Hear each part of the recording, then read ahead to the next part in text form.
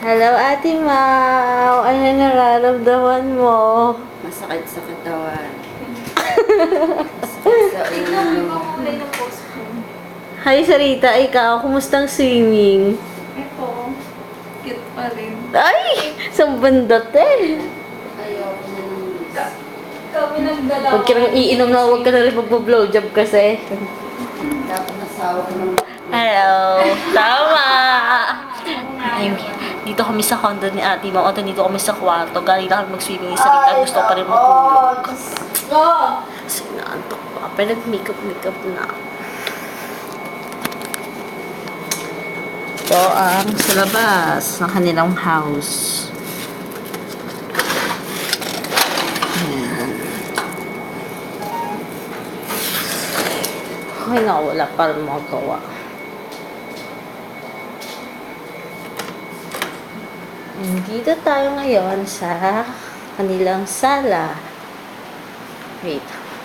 Open ko lang ang window para medyo maliwanag. Sorry. Mali pala. Ay, shoot ka. Hindi, girl. Yan. Dito na nun si Sir Ritz. Yan. Akong yung consent. Medyo magulo dahil sa aming mga gamit. Yan yung mga talagang ginamit namin kanina sa pagka-swimming.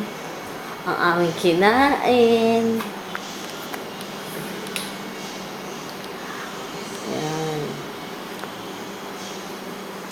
Hindi lang yan. Ang dami-dami ditong kwarto. Ewan ko kung ano itong mga kwarto dito. Pero let's check this one. What is this? What's inside? Oh, laundry.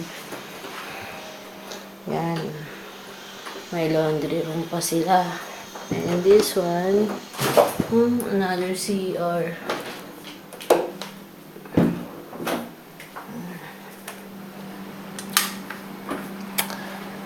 At ngayon, Yun nga side. Ito.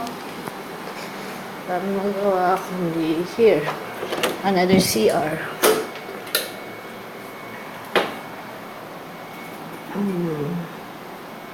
Ang cool.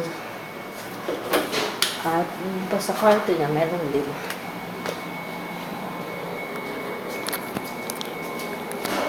Ngayon, tutulog na kami.